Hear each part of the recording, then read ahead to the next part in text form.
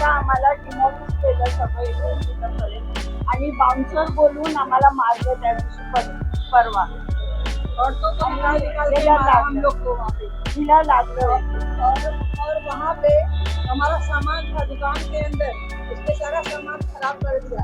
अरे ये क्या कायदा कानून है? हमारा ससुर जो है वो 60 साल पहले यहाँ आके यहाँ बनाया, खरीद कर बनाया जमीन, और हम लोग आज दूसरी तीसरी चौथी पीढ़ी चल रही है हमारी, हम लोग यहाँ रह रहे हैं और किसी के साथ इतना अन्याय हो रहा है। ते काहीच ऐकत नाहीये. ते जे आहेत मालक म्हणतात स्वतःला, ते काहीच ऐकत नाहीये, कुणाचंच ऐकत नाहीये, कोर्ट पण ऐकत नाहीये. या संदर्भामध्ये तुम्ही कोणाला भेटले का? म्हणजे हे बघा, तहसीलदारांनी ऑर्डर काढली. तहसीलदार उमेश पाटील यांना आम्ही जाऊन पर्सनली भेटलो. की सर, तुम्ही आमचे पेपर बघितले, तुम्ही या जमीन कोणाच्या नावावर आहे ते बघितलं आणि तुम्ही असा कसा काय ऑर्डर काढला? ते काहीच जबाब देवायला ते रेडीच नव्हते.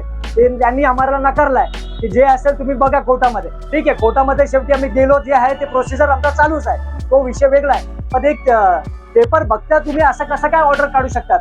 तहसीलदार उमेश पाटील एक नंबर करप्ट माणूस आहे, मी सांगतो.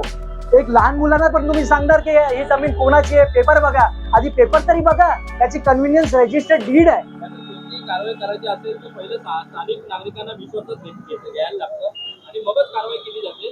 परंतु तुम्हाला कोणाला विश्वासात न घेता अचानक येऊन अशी कारवाई केली. हे बघा, तुम्ही कुठे तक्रार करणार आहात का?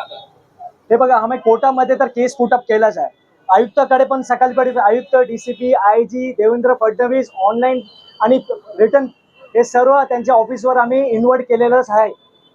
हे सर्व प्रकरण. आणि आता आम्ही त्यांना जरा विरोध केला, त्यामुळे आमची 2-3 दुकानं राहिली, बाकी सर्व दुकान आमची ते तुटलेली आहे. मी मीडिया माध्यमाच्या तुमच्या प्लॅटफॉर्म म्हणून सर्वांना हेच रिक्वेस्ट करणार आहे, सर काहीतरी न्याय बघा की लोकांकडे पेपर आहे.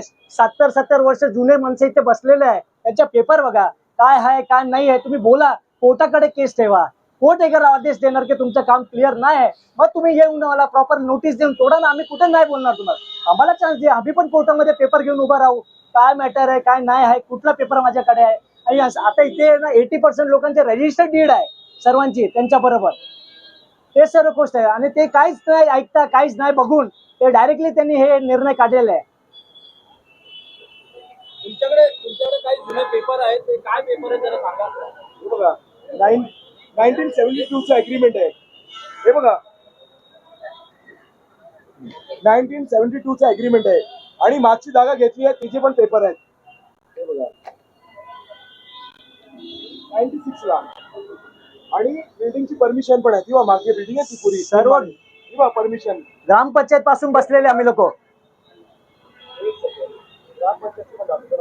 हे बघा, ही ग्रामपंचायत काय बोलतात, इंग्लिश वर्ड एन्क्रोचमेंट बोलतात ना ते लोक. अनलिगल आहे ना, हे अनलिगल नाही. आणि तहसीलदारनी सगळं मॅनेज झालेलं आहे. तहसीलदार तो स्वतः बोलला, गाळा मालिकांना तो बोला आम्ही तहसीलदारला मॅनेज केलाय, कोर्टाला मॅनेज केलाय, तुम्ही कुठं पण जावा, एकनाथ शिंदे साहेबांकडे पण जावा, सगळं मॅनेज केलाय आम्ही, असा बिल्डरनी आम्हाला धमकी देऊन बोललाय. कुठं म्हणे आम्ही स्टे ऑर्डर तरी, मला तर स्टे ऑर्डर आहे हायकोर्टाची, काही पण दादागिरी करून माझ्यावर दादागिरी केलं, जेसीबी लावून तोडत होता. हे सर्व व्हिडिओ पण आमच्याकडे आहे, आमच्याकडे सर्व एव्हिडन्स पण आहे. अशी फक्त हायकोर्टाला स्टे ऑर्डर आहे आणि कांबळीला, कारण आमची 99 पासून केस चालू आहे म्हणून स्टे ऑर्डर आहे. दुसरी गोष्ट, कोर्ट पण मॅनेज केला त्या लोकांनी, म्हणजे फुल दादागिरी. आणि ठाण्यामध्ये मराठी माणसांनी त्याची ऐपत आहे तोच राहू शकतो असा बोलले. म्हणजे एवढं आम्ही, म्हणजे आमचं हे काय, आम्ही राहायचं नाही मराठी माणसांनी ठाण्यामध्ये, हे असं झालंय. आता या संदर्भात तुम्ही सगळे भेटले का मग उपमुख्यमंत्र्यांना? उपमुख्यमंत्र्यांना सध्या एवढे बघा, 5 तारीखला आमची कारवाई झालेली आहे, आम्ही त्यामध्येच डिस्टर्ब आहोत. आम्ही कोर्ट किंवा पोलीस किंवा हे सर्वांना आमच्या रिटर्न पेपर एव्हिडन्स हे सर्व आम्ही पाठवलेलं आहे. कौन्सिल पण बोलून आमच्यावर दादागिरी करून, आणि आम्ही तहसीलदारला हे पण बोललोय की हायकोर्टाची स्टे ऑर्डर आहे, आमचं नाव वगळण्यात यावं, ते पण नाही दिलं लक्ष. कारण की तो मॅनेज झालाय, बोललोय आम्हाला, ज्यांनी जेसीबी लावून तोडला आम्ही, तुम्ही कुठं पण जावा, जे आहे ना ते बोलले तुम्ही कुठं पण जावा, कोर्ट मॅनेज आहे, हायकोर्ट मॅनेज आहे, MRT कोर्ट मॅनेज आहे, तहसीलदारला तर पुरा मॅनेज आहे बोलतो. तहसीलदारने आम्ही पुरा मॅनेज केला. त्यांनी असा स्टेटमेंट त्यांच्या लोकांमध्ये उभा राहून दिला, मला दिला. हे भाऊ तिथे बाजूला होते ते ऐकले म्हणजे हा भुयाळ आहे भुयाळ. असं आहे. ही गोष्ट अशीच करणं आणि आमच्या तहसीलदारला मी दिले की आमची हायकोर्टाची स्टे ऑर्डर आहे, तरी पण त्यांनी चुकीचा निर्णय दिला की तुम्ही स्वतः म्हणजे त्याला दादागिरी करू म्हणजे खाली करा असा, म्हणजे तो मॅनेज केलाय पुरा. तुम्ही इकडच्या खासदार किंवा आमदारला भेटले नाही भेटले काय करणार, सगळे मॅनेज आहे बोलतो तो. तरी पण भुयाळ बोलतो सगळे मॅनेज आहे, कुठं पण जावा तरी वर पण पण जावा. मी तुम्हाला ओपनली सांगतो, मी आणि माझे 2-3 लोक आम्ही गेले होते केलकर साहेबांकडे. केलकर साहेबांनी आम्हाला आश्वासन दिला की तुम्ही काहीच टेन्शन घेऊ नका, आम्ही बसू, आपण बोलू, त्यांना पण समोरच्या पक्षांना समोर आपण बोलून आणू.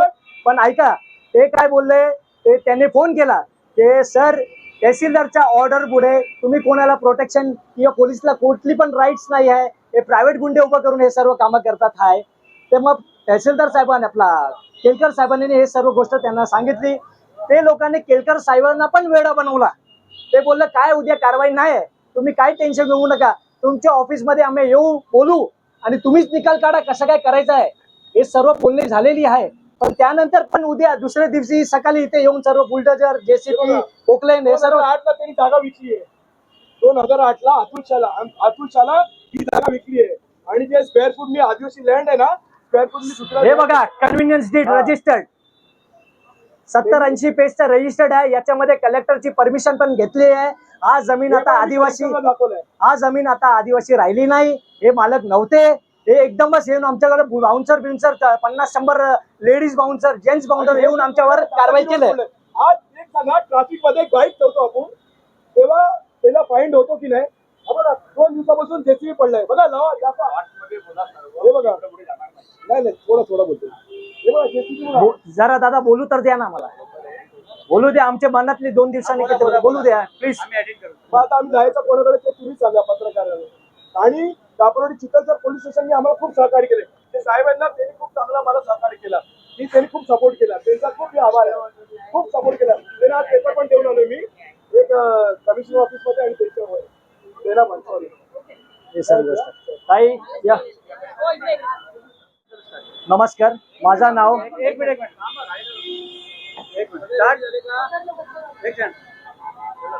नाव सांगा नंतर सांग. नमस्कार, माझं नाव हरीश. समोर तर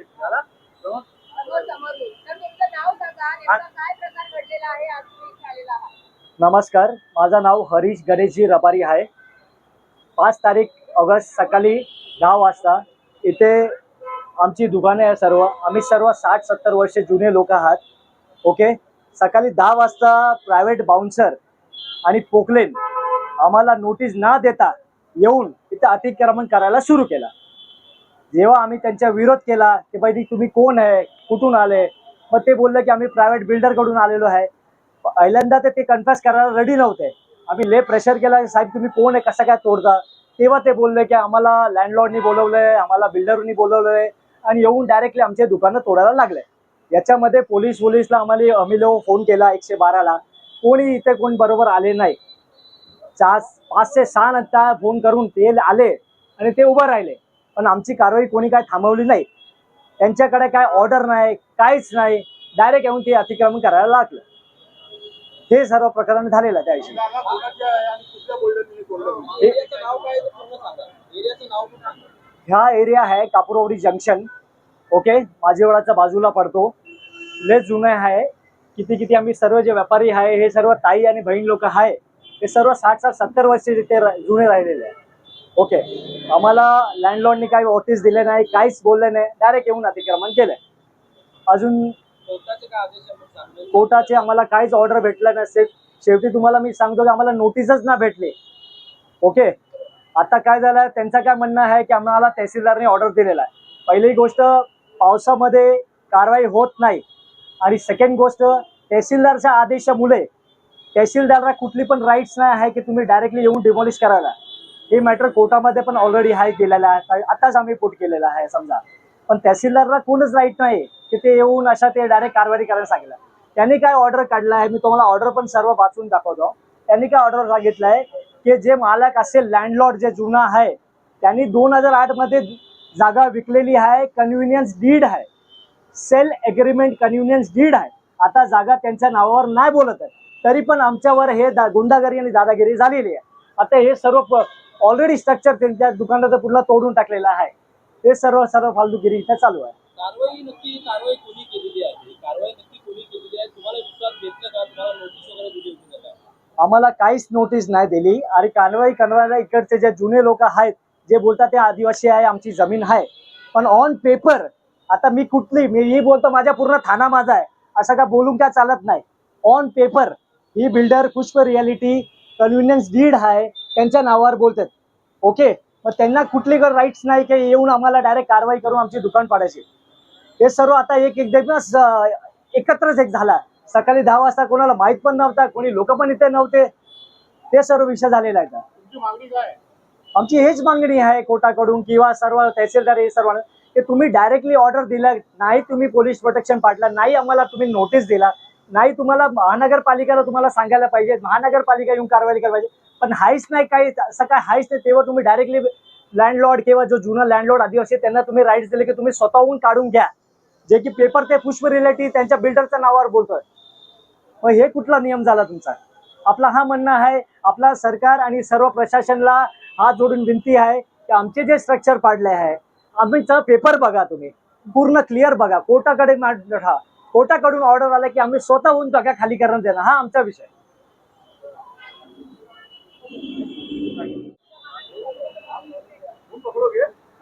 तुम्ही एकटाच बोलणार आहे?